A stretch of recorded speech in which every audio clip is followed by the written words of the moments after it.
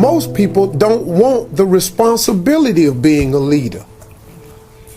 But let me tell you the trick though.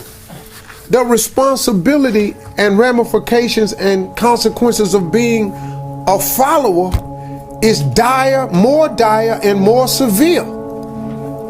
Because now, as a follower, you just got to go along with whatever. You know how many adjustments you got to make when you're a follower?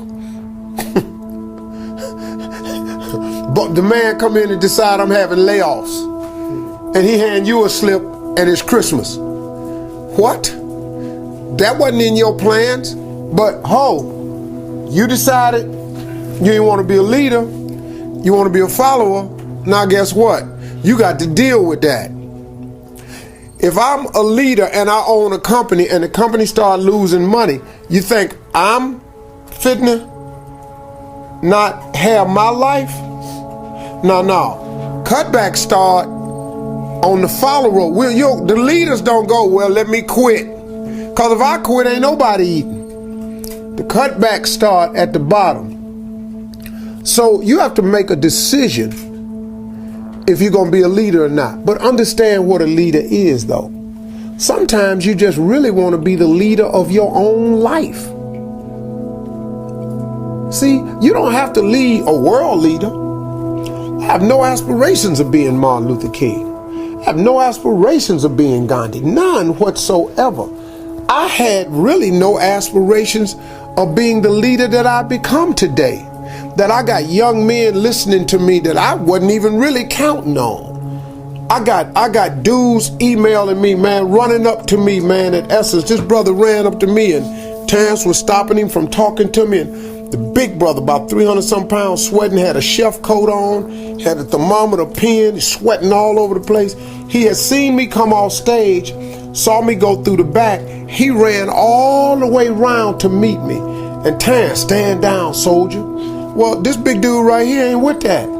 He said, hey, little man, come on now. Ain't nobody got time for all this here. I'm trying to holler at this man right here, because you don't know what I've been through. Stand down, soldier. Little man, before this turned into something else, I got to see him today. His whole thing was he was a prison inmate down in New Orleans, had been listening to me on the radio since 2005. Did his 5 years, got out the joint, started studying in prison food prep, because he said, man, you told me one morning you ain't got to sit there and do nothing. You can better yourself from behind the wall and make one plan on not to come back. He said, you changed my whole life. He said, I come to tell you, man, I'm the chef right now at the Hilton. But the big dude was just crying. You know, we end up hugging. I cried with him because, you know, I be feeling people like that. I have no idea, nor did I have an aspiration to be an inspirational person to them. But I have always asked God in my own way to make me a relevant person. You know, I don't want to be a cat that when I die, ain't nobody tripping.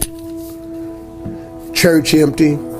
Ain't nothing right here, because, you know, it's two things, you know, when a person dies on their tombstone, there's a birth date, there's a dash, and then there's a date of your demise. And let me tell you something. When you die, they're not going to talk about your birthday. They're not going to talk about the day you died. The biggest conversation will be about that dash, that little dash. That's the life you lived in the middle of that date of birth and the date of demise. That dash will determine who you are.